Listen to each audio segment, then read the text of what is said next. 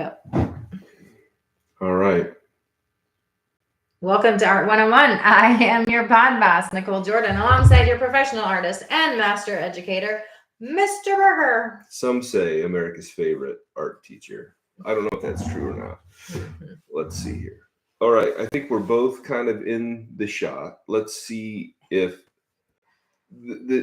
as we know, when you go live, when there are, I don't know. When you're in a new space. A new space, new internet, new things, because we reinvent the wheel every time. Right. And some people say, the audio sounds like trash. Well, sometimes it does. And so... Well, we are in a new space that has new internet, and so that was kind of an issue. Let us know. It might be a little tingy with the audio. So we got to rough out the edges a little bit. And I just want to jump on so I can do the live chats. Okay. Make sure my volume is down. Look what the live chat. I just want to point out, is it better? Yeah, the picture is crisp and clear. Look at that picture. Oh my goodness. Well done. And I put this out again, attempting to do all of the right things. Well, I'm going to tell you that little light's going to bother me and seeing that in the corner, so you might as well fix that. Yes. Oh, wow. There you go. Okay, Look at that. Holy. Okay, yeah. You ready to go there, Kool-Aid man? I mean, I dressed up today. Okay, so rarely do I dress up. I'm usually in a t-shirt, sometimes, and you're wearing a Kool-Aid t-shirt. It's summer. It's teacher you summer. You are in full swing summer. Actually, I've got a lot of things that I've been working on and doing, and so for me, just to dress down a little bit and not have to worry about it a little bit is, that's what I do. Well, okay. Well, are you done getting on? Because you're distracting me. You're distracting people out here. I don't think, number one, there's nobody on here to distract. Okay. Part of the problem. Well, that's because this is the second live week. Is right. We started a live. We had multiple people in the live. Then all of a sudden, bing, bang, boom. Technical difficulties. So, all right. Well, we're back up and going. You let me know when I can start the process. You can start the process right now. I'm fully engaged with you in the process. What I have to do is, because again, I wanted to announce to folks, hey, look, this is going on. And then sometimes I put it out there and then people are like, what happened? And so I want to be able to go to my Facebook people and my other social media people and be able to post, hey, look, we're going live. So we obviously need to hire some people to do these things. We don't have a team. We don't have a team. Well, we did find our flag or whatever. What is that called? Banner. Our banner. Banner flag. Banner. The interesting thing is, okay, so we've lost the banner for weeks now, so we haven't had it. We haven't used it. No, just let me finish the story. We haven't used it because we couldn't find it. And I kept telling Mike, I swear I bought him this really nice bag for Christmas and podcasting and all this, like, to organize. And so I'm like, I swear I put it in one of the side pockets. No, I can't find it. It's not in there. So today I'm like going through the room looking for it. And I'm like, I'm just going to go back and look in the pockets. Sure enough, it is in the side pocket of the podcasting bag where it has been since we put it there and lost it months ago. Yeah. Just say, you're right. It's a story. I don't know whether it's true or not. You could say you're right. But that's a story. You're right. But that's a story. Mm-hmm. Okay. So anyway. All right. Well, I'm going to start into our... Moving right along. Our first segment, Ask the Art Guides. Ooh, Ask the Art Guides. Our longest running segment right here on Art One-on-One with Mr. Berger. And the card I pulled today, I really love this one. I don't know the guy, but it's Rem Koolhaas. Why with the sound effects? I don't know. Like do. So it's Rem Koolhaas, Haas. I believe. Do you know anything about Rem Nope. Koolhaas? Don't know. What you tell me? Well, I mean, there's not much that he was an architect or is an architect. I believe he's maybe still alive, but he might be alive. He did a lot of like buildings that like defined skylines, like the big tall buildings. The big he tall used ones. to, but now he is doing like for factories, and so all of a sudden all these huge factories in the countryside are coming up, like Amazon and Walmart and your favorite. Okay. And he's designing those. I don't know if I'd say that's my favorite. But... Walmart's not your favorite? We can move on. So anyway, very forward thinker. We've had a lot of forward thinkers here. Very intuitive as to what's to come. And so anyway, I'm going to read the life statement. And it says, I think this could be a really good topic of conversation. Okay. Breathing is secondary. Don't forget to think. And that's an interesting thing. That's an interesting thought. I do like breathing is secondary. Don't forget to think. Because I think that a lot of times, and I hate that I say that. I do. I think I say that a lot, especially in this podcast. I think this and I think that. I think it's because a lot of it is about, like, we're talking about art topics, what you think about artists, what you think about specific art topics. Like, so I don't know why you think that's a negative thing that you say, I think. Well, I think a lot of folks use another word. What's a synonym for think? I don't know. But I do think that a lot of people come on to the podcast, they interact with the stuff, they see us here, they see us there. If you are so inclined, make sure you're like, sharing, and subscribing. But beyond that, make sure that when you're leaving comments that they're not overly obvious. Like somebody was, and I mentioned this in I believe it was a previous podcast. It might have been last month. I don't know. But somebody had mentioned something like, oh, these are all your opinions. Well, no kidding. No shit. Jack walk. Yeah. like, of course they're all of my opinions. And of course we all have opinions. And if you want to share your opinions, there's a platform for you to share your opinions. Right. And if you don't like my opinions, then don't watch. Don't watch don't watch it. I mean, it's pretty simple to me. And I'm not saying that I'm right about everything that I say, but I think that most of what I say, not all of it, but most of what I say is rooted in fact, in research, in looking up these things. And that's why I'm so adamant about defending what I'm saying, because these aren't just me standing on the soapbox saying, listen to me, I know what I'm talking about. This is coming from other people that have done research, and I'm just and you do your due diligence as far as research. I can say you're always doing your research and you want to get it right. But that's the tough thing, I think, and we need to get back to this card. But the tough thing is there is so much bullshit out there, bullshit information, that I think you now have like your established resources and places you go. But like, even in my world, if you want to go research something about health or supplements or whatever it is, it's like, what the hell do you believe? I mean, and that's where I think people are so, here's what I think. And this conversation ties right into this breathing is secondary. Don't forget to think. I think the internet and the social media and all of that makes us focus on what to think. Like, we're getting fed. We start watching a couple things and, or I'm talking about something to you, and all of a sudden all the advertisements show on and then it feeds off of what we look at. And then it feeds and it feeds and it gives you videos based on that, and it almost, almost guides us in what to think about or how to think, which is really scary to me. There's an algorithm to things that are out there. I don't want to go down a trail of conspiracy theories of Big Brother constantly watching us. Now, whether they are or they aren't, I don't know. And it may very well be. I know that there are certain things, like I've done a little search for whatever product, fill in the, it doesn't matter. I'll do research for a product or something I want to buy, and then all of a sudden add. Yeah.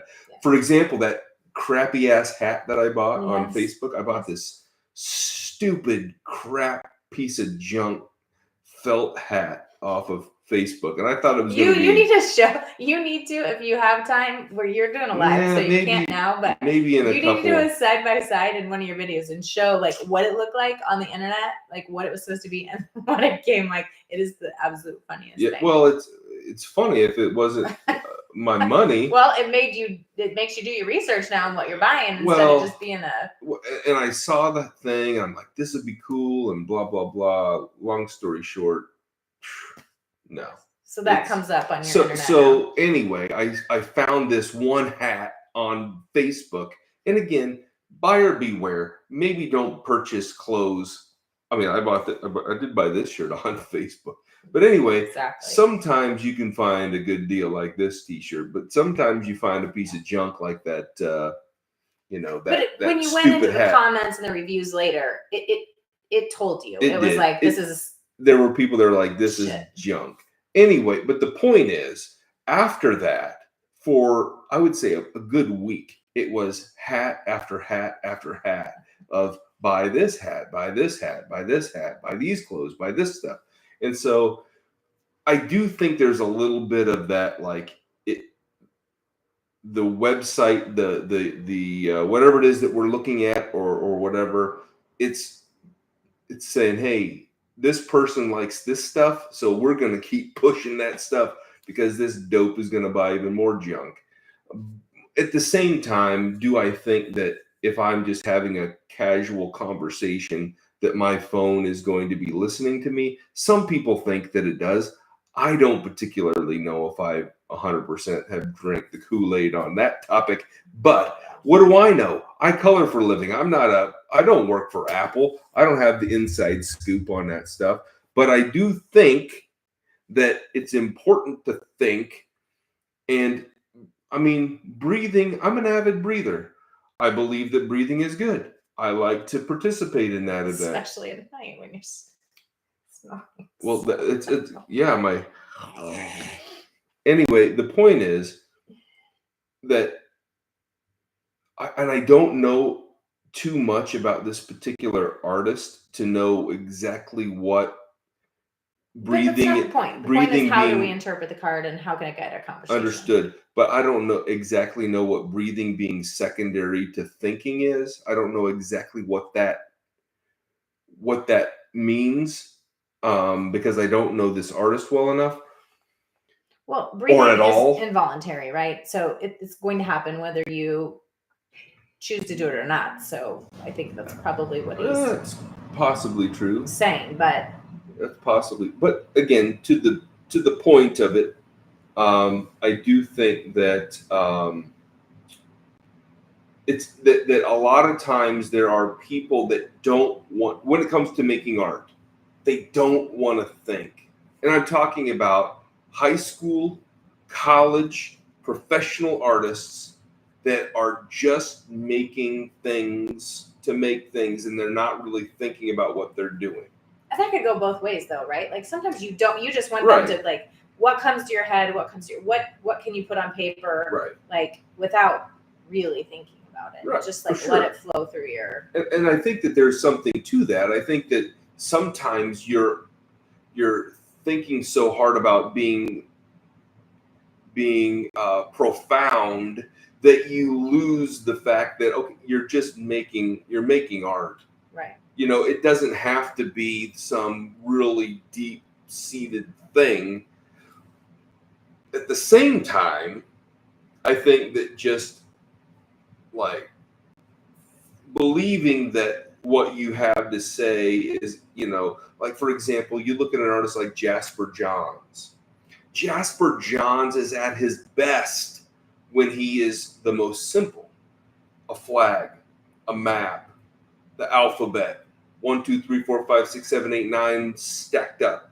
I mean, it's these very simple pop art themes that are super simplified, and that's where he's at his best. Some of the stuff that he's been making in his older age, some of the things that he's been making the past 15 years, he's putting constellations on top of other things and layering up information, and it just gets too complex. It's just too much stuff going on. And who am I to say that Jasper Johns isn't doing something properly in terms of art? He's 1,000 times the artist that I've ever been. But I will say that he is most successful when he is just simple, not overthinking it and trying to get really, really profound with his That makes imagery. me think of the artist in Iowa City. So we just went to Iowa City. We went to the art museum there, the university. Stanley Museum? Oh, Stanley Museum. Yeah, that's right. And who was the artist that died really early, like age 31 or early? They had did children's books. They had a special exhibit on Keith Haring. Keith Haring. That would be pretty basic. That would be simple. He's a graffiti street artist. I mean, he just does this thing. And died. That's how he got popular? Died doing street art? Yeah. Well, that's how he got known. He was just doing graffiti on like buildings in New York, and eventually there are very few artists that have gone from street artist to gallery artist. Keith Haring is one. Jean-Michel Basquiat is another, and Banksy is another one that has kind of turned the corner into from street artist to but Banksy's kind of an odd person. We don't really know anything about Banksy. He's a British So someone artist. just noticed they're like, oh God, these guys are really good, like doing the graffiti and took them under their wing, or what? No, they did their own thing. For the most part. Now Keith Haring, he's an artist that I want to research more and find out more about. So it was kind of cool to go to that show and learn a couple things and pick up a few things on that. But for example, Jean-Michel Basquiat, he was doing his thing, just making street art, doing graffiti. And he was mostly words. Like he would paint words on buildings that were kind of like thoughtful messages. And then he went from that to making little artworks that he would try to sell in the street. And the story is, now I don't know if this is true or not, but the story is that he happened to go to, there's a restaurant and Andy Warhol was in there, and he somehow got in there, gave his artwork to Andy Warhol and said, hey, do you want to buy some artwork? And Andy Warhol looked at him and said, hey, he's a pretty good kid. And he bought a bunch of them, and then ended up finding him, and one thing led to another, and it kind of made him a protege, but at the same time they were doing collaborative works, and it was kind of this, and it ended up being a very divisive thing. You can go back and watch the video on Jean-Michel Basquiat that I've created, or Andy Warhol that I've created, but there was a split in the relationship where where Basquiat he was kind of go his way, and Warhol was trying to push him another way, and there were some substance abuse issues that were going on, and Andy Warhol was shot and later died, and that was very devastating to Basquiat, who was very much,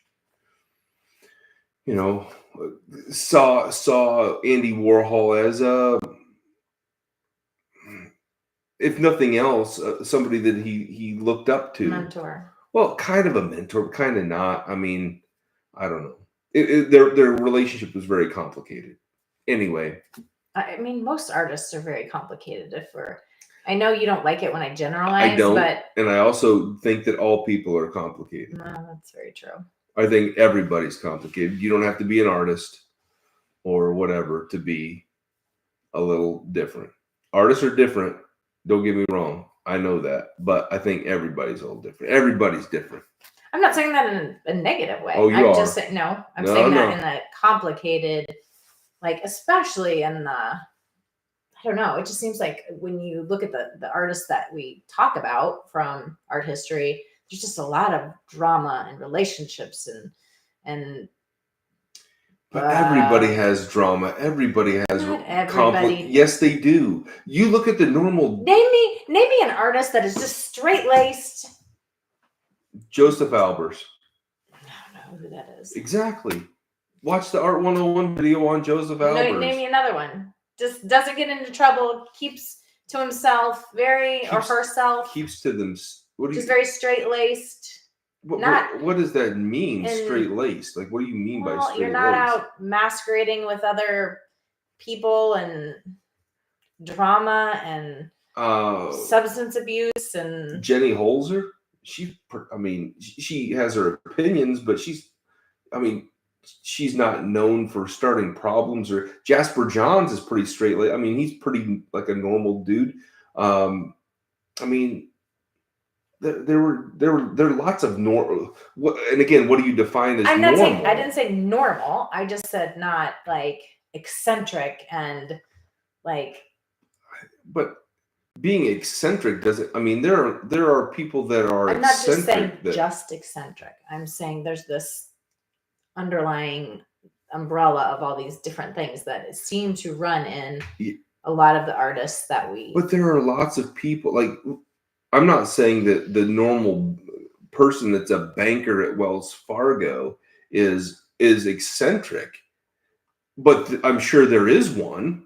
I'm sure there's a banker that's working running the cashier, whatever, running the desk at the Wells Fargo branch that's eccentric, has. I'm saying there's probably 1 out of 10 has love affairs, has issues, has dramas, has this, all of those things. Well, I would say like 1 out of 10, like if I had to like generalize, versus like 9 out of 10 artists of the ones that we talk about on a weekly basis are having multiple relationships and married and having kids with 5 different people, and that's me.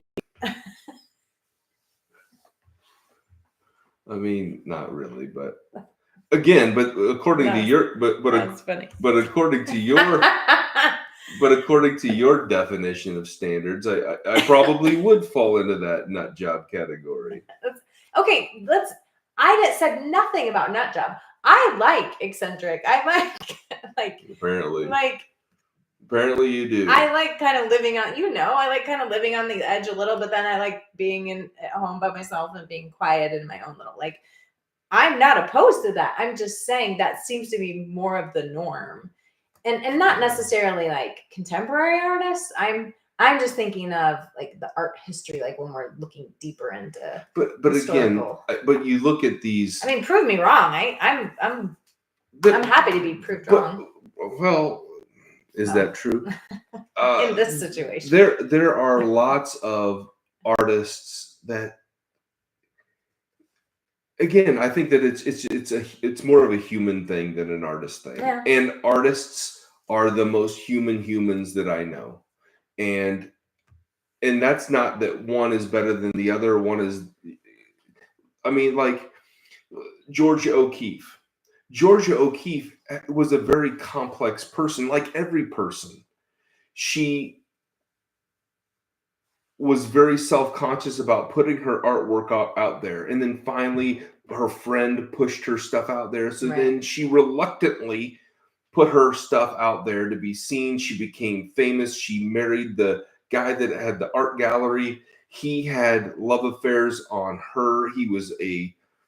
He cheated on her all of the time with his assistants and others, and she cheated on her husband with many people, men and women. And is that normal? I don't think that's normal, but there are lots of people that do those sorts of things. it seems more normal in that world. And that's all I'm saying. But I think that, I mean, like I said, go to any CEO, branch manager, whatever. There are people that cheat on people all the time. They don't have to be an artist. You know, I think that there are lots of people that. And again, I'm not talking contemporary. I'm talking about the artists that we are diving into history and talking about. And I mean, maybe that was more how far back are we talking? Like Georgia O'Keeffe, in most circles, would be considered a contemporary artist. Maybe, I mean, she's more like a modern artist, which is not modern. Modern artist isn't modern. I mean, you're going back to the 1940s. You know, which isn't modern, which isn't now. Well, to get back to the card and to the conversation that we're. Yes. But again, we're having a conversation. I think that's okay. No, I know, but I want to come back to that because I think that his his statement here, right. or what would that be called? His the talking point here. The talking point here, I think, is more relevant today than ever because I think that we don't think for ourselves. Like, we're so influenced by other people and social media and like what we don't look through the lens of what's important to us, what our needs are, it's always like, I don't know. And and I think that's people. I think that's generally people. People are generally thinking about the influences or being influenced by social media or being influenced by whatever. But going to just talking about art and artists and what they do, I think that there are some artists that very much don't think. What they do is, and again, I see it at the high school level, I see it at the college level, and I see it at the professional level. They find an image and it's not their image. Right. They find it on Pinterest. They find it on the Google machine. They find it on they find it somewhere else. They find the image and they just say, "Oh, here's this image. I want to make that." I can't tell you how many students for their final projects say, "Hey, I found this painting on Pinterest. I want to do that." And I'm like, "Well, but that's not yours. How are you going to make that yours? How are you going to make that original? How are you going to make that unique? How are you going to say something about yourself in that or use that as a conduit?" Like they have no grasp of that. It's I found it. I want to just make a half-assed regurgitation of what I just saw. So do you think having social media and all of that in general makes people more creative, allows them to be more creative, or less creative? Less. Yeah.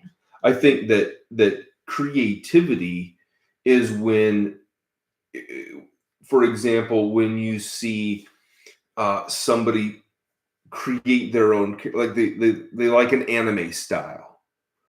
Well, I want to draw this anime character and these are my favorites. Okay, I get it. But in that world, in that universe, why don't you make your own characters? Right. In that style? No, that's hard. Well, yeah, no shit. Yeah. It's hard.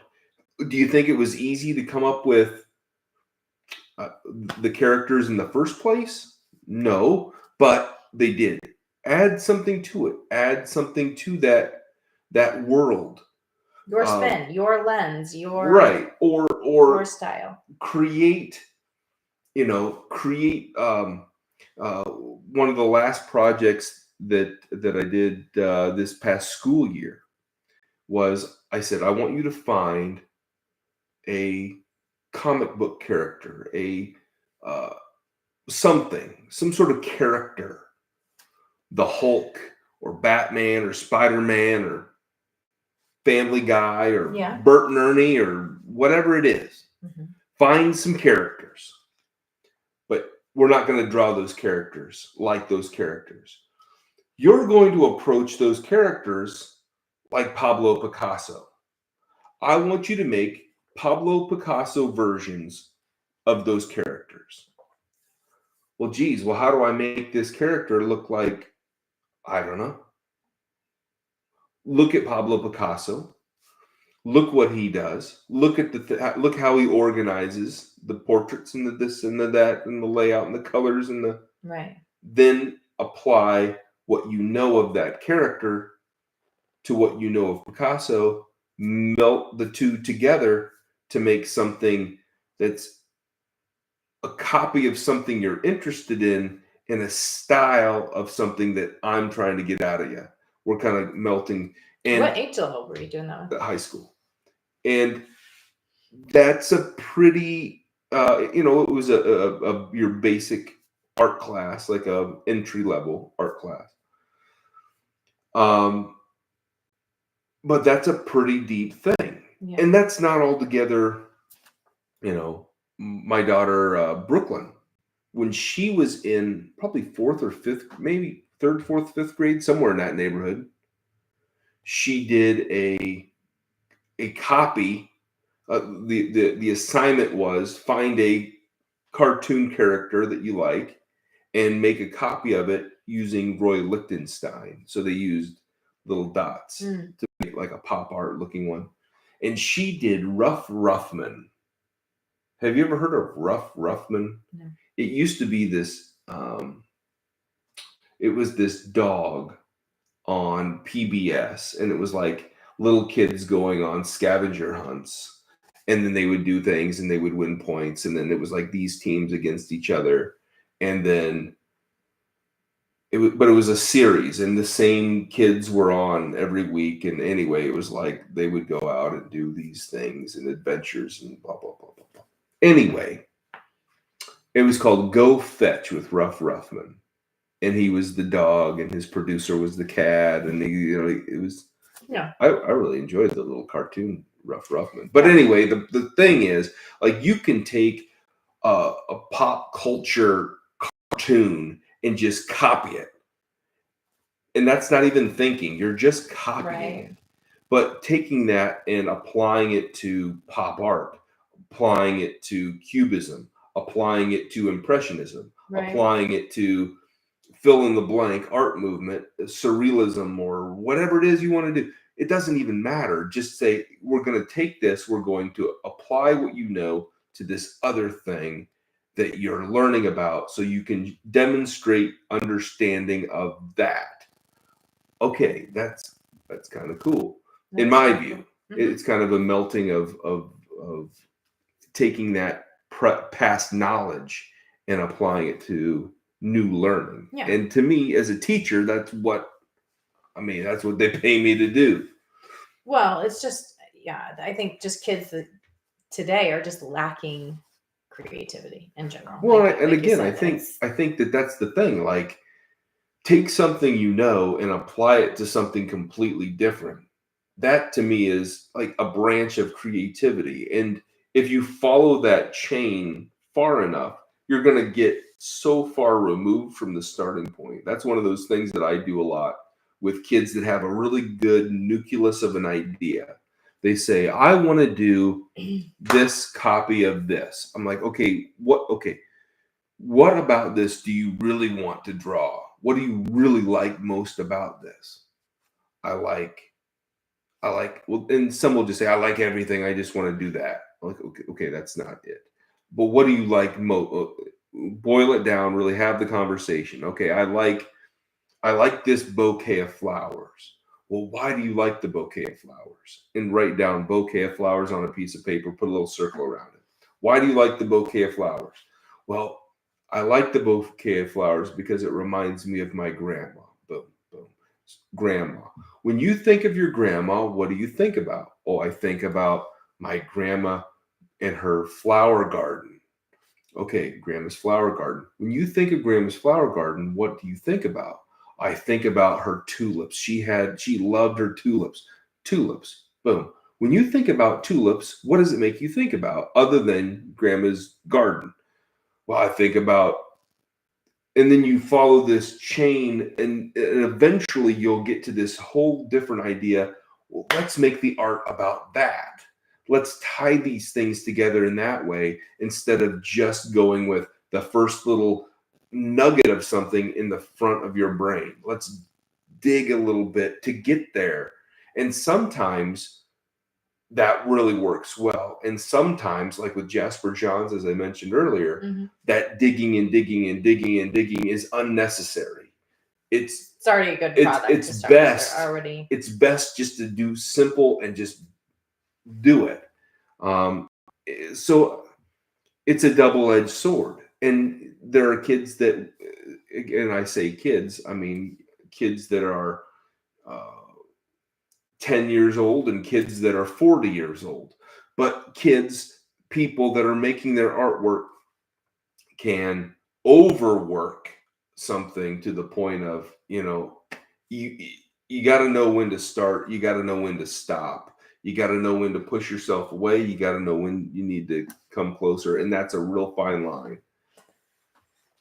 Sorry, you were making a song come in my head when you say that. I was waiting for you to start busting out the song, but you didn't. I don't know what song you're talking You about. gotta know when to hold them. Oh, a little Kenny Rogers. You gotta know when. You got to know. Anyway. But different. Well, and I think that inspiration, like Kool Haas, when I was researching him, like he talked about what his inspiration was. Like you're finding that inspiration in kids. His inspiration for his art was the needs of others, like Right. Architecturally, what are the needs of others?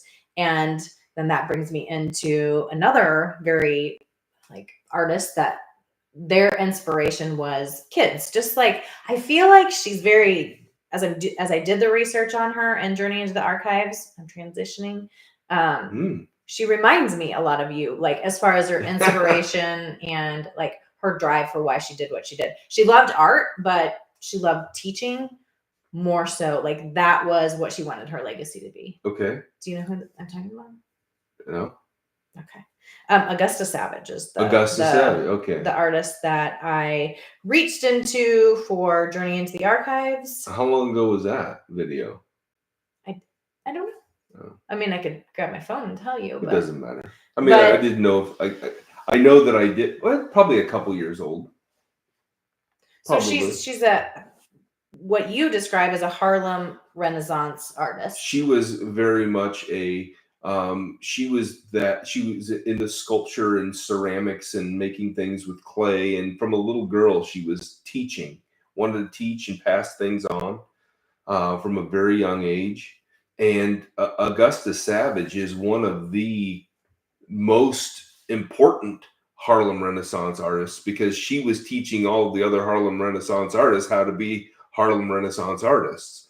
And anybody that was in the Harlem community in the 30s, 20s, 30s was, I mean, she was going to be a major influence. And she was by far one of the most, to me, influential teachers that I've read about. I mean, she's not the most influential for me, but she's up there. And I've taken a lot of things from her and learned a lot of things from her that I use in my classroom when I teach ceramics, that I use when I teach kids in general, just like how to build that community, how to get people to buy into the program, how to do those sorts of things. And she was the master of it, or she was definitely a master of it. And there is really no one quite exactly like what she did as an educator. And yeah, in the video you were talking about, well, I was listening about her, like, and what she wanted her legacy to be, and how she wanted to be remembered for her teaching, because in her relationships, and that was what she was really passionate about. And I think that that's a lot of what you, maybe I'm wrong, I mean, you're here so you can tell me, but like, would you say that's more so your inspiration, like as far as the legacy I want to leave? Okay, and I will also say it makes me think of you and how you tell me all the time what you want to happen after you die. What do you mean? About what you want to put on your Oh my gosh, how can you act like we Well, haven't had this conversation? I mean, I don't know how many times about there are lots of things we talk about, and again, you're bringing up this very broad thing of when I die. about what you when want I- to put on your. When I die, I want to be buried in my wrestling shoes, but that doesn't necessarily mean that has anything to What do do you with- want instead of a headstone? I want a statue of what? me. And what else? I want a whole like mausoleum. I want a And building. videos. You've always Yeah, there said should you be want some videos. video. Like there should be a loop of videos, like stuff like this. Hey, welcome to the gravesite. Come on in. Here, look right over there. You're gonna see, and again, like a multimedia experience. Yes, that's what it made me think of. But anyway, I mean, Salvador Dali is buried in his museum in. I think he's in his museum in Spain is where he's buried. Because he has two. He had two. He's got one in. two places of where he's. No. Not two places of where he's buried. He had two museums. No, don't be gross. He had a museum in his lifetime. He had, I believe it was two museums that were just focused just on his work. He had one in St. Pete, Florida, which is right next to Tampa. And then he also has one, I believe it's in Spain. I think it's in Barcelona, Spain. I might be wrong. Where would you want your museum to be? I don't know. I mean, it would make sense if it was in my hometown, but my hometown isn't really a destination. So I don't know. I'll have to think about that. Okay. Well, I don't know. You can get back to me on that one. One of her most popular. Certainly in Iowa. I think it should be in Iowa. Okay. But maybe like my hometown or. I'll note that. Yeah, write that down in the. We've talked about. I love her sculpture, "Lift Every Voice and Sing." That was one of her most popular. Yes, and then it just breaks my heart that it got destroyed. I mean, it was. She spent all that time and built it, and then it was in the World's Fair, I believe it was the World's Fair. And then they were like, well, what the hell are we going to do with this great big thing? I still don't understand. Like, there are hundreds of thousands of things that are that big that are. But again, you have to look at the time and the place. And like at that time in history, a black lady making a really big sculpture that looks cool. That's cool. Where we're going to put it. Nobody wants it. Smash it. Get rid of that shit. I mean, and it's heartbreaking.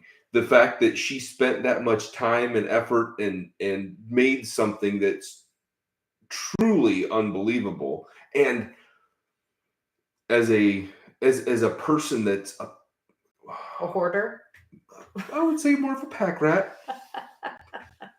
No, you are not a hoarder, but you do tend. I have some hoarder tendencies. Yeah. It would if I saw something like that just being discarded, it would. How can I get that home? Right. What can I do? What can I do to bring that? And again, it's clay and it's very delicate. It's to package it, to box it up, to move it and ship it, and the weight of it, the size of it. I mean, it would be very cost prohibitive to move something like that. But if I had access and knowledge and the ability to go back in time and that's what I would do. If I could go back in time with a time traveling machine, What's the car that they time traveled in? The DeLorean. The DeLorean. I would jump in my DeLorean with a trailer. And I'm pretty sure I could get it up to, you could travel at 88 miles an hour with a trailer. Yeah. Allow you to time hop. And I would like that in our garden. Box that. I wouldn't put it outside in the garden. Are you kidding me? It was outside. That would be at the Museum of Modern Art. Not anymore. That would be in a major museum. Okay, I'm just being. That wouldn't be in some podunk garden in Iowa. That would be like at a huge, prestigious museum. That would be at the Smithsonian. That would be at big time. Not in anyway, the point is that sometimes people are dumb and they break stuff that they should be breaking. But what do I know? I color for a living. I keep everything. I mean, I have drawings that I did when I was 5, just in case I have a big retrospective. You gotta have the I beginnings. know. I'm hauling your shit around as we speak to different places. Well, Goodness. and someday they'll be like, Mr. Berger, he hauled his crap around. Yeah. Anyway, All right.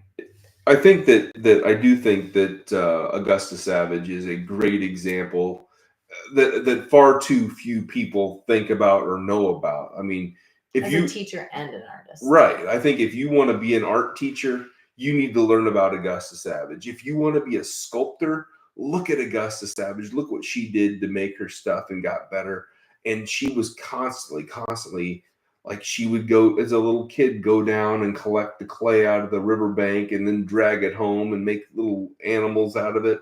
And none of those things have survived. And that's, I think, part of the thing that people get wrapped up on is, how do I save all of this stuff? And the practice doesn't necessarily have to be saved. And I've kind of over time come to that realization myself. Like, I was dragging around stuff that I had been making since I was in elementary school. And it's like, why do I need these colorings that I did in first grade? I don't need those. Those aren't important. What's important is that I kept going, kept working, kept making, and eventually got to the point where, boom, like now I can do it and I can make some cool stuff. I don't necessarily need to hoard all of that stuff for no other reason than to have it. Right. And several years ago, 2-3 years ago, I had piles and piles and piles of sketchbooks. And there's a YouTube video that you could go back and look at. It's Mr. Burger's Fire or something like that. Yes, I remember seeing it. And I had this big bonfire, and I was just throwing sketchbooks in there. Boom, gone, done. Don't need it. Surprisingly. And I just burned sketchbook after sketchbook after sketchbook. There are a couple pages that I saved out of there, but for the most part, gone. The point is, I don't need those sketchbooks anymore. I don't. Now, if Vincent van Gogh had burned all of his sketchbooks, it would be a huge cultural loss. I think that, but there are lots of artists that have done this, right, where they just purge their stuff and burn it. Yeah, I get what you're saying. You know, Michelangelo not that I'm trying to compare myself to Michelangelo Buonarroti, but his sketches and drawings, burned them. Paul Cézanne, if he didn't like a painting, burned it. Lots and lots of artists have over time burned and destroyed their artworks. Eva Hesse, she was a great artist, and she ended up having brain cancer. And there were works that she didn't want to explain as she was dealing with this and dealing with all of these things. And so she knew that it was terminal. She knew she wasn't going to be around. So she bought those works back, destroyed them. You know. Interesting. So I think that every artist has to decide what they want to save, what they want to purge, and what they want their legacy to be. Right. And if you want your legacy to be a house full of stuff that somebody else throws your stuff away, well, then that's that. But I want my legacy to be a giant life-size statue of me over my own grave, looking into the distance. Okay. So remember that. I've got it ingrained in my head. Nice. All right. Well, we're coming up on, just short of an hour. Yeah. So I think we can wrap this one up unless there's anything else you want to talk about. I'm fine with whatever. Well, I think then we will wrap it up for the day. hopefully next time we jump on the live, we won't have the tough technical difficulties that we had this time. Yeah, I don't know. that first Take. yeah, we kind of had to reinvent the wheel a little bit. But that's live streaming. Yeah, hopefully you stuck with us, and it'll be. I think you make these become available on your YouTube channel, or you? Okay. All right. Yeah, there's if you go and if you're on the YouTube channel or you go there, I don't know why I asked. On the very top there's different links, and you can go to the lives, and it's its own separate thing. But I believe they're also on the with the rest of the podcast stuff. I think I should know, but I don't think I do. Anyway, but the lives are on there, and the other pieces are on there. I mean, it's hard to believe. I was just looking back on. I was like, gosh, I know that we've been doing this for longer than a year, and it's like I started in April, the end of April, so it would have been like early May that we started doing these together. That we've been doing them for over a year, Sweet. Like more than a month over. Time flies. And it's hard to think that we have done this every week. It is. We haven't. I think we missed 1 week. We did miss 1 week. Yeah. And it was it Christmas or something? It was like I know it was a holiday. Yeah. Because we recorded twice. We did two. Yes. We did two lives, and we screwed them both up.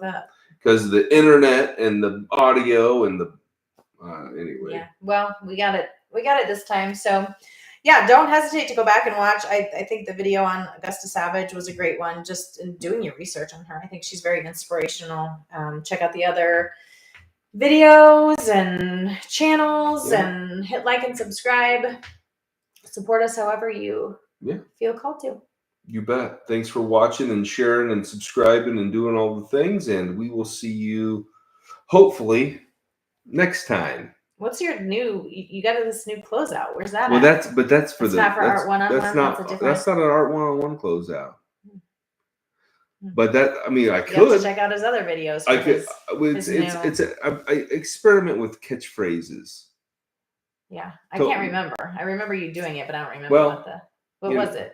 Throw it out there. Well, do you want me to use it? Yeah, I just want you to say it now. All right. Well, turn the lights out. The party's over. We out.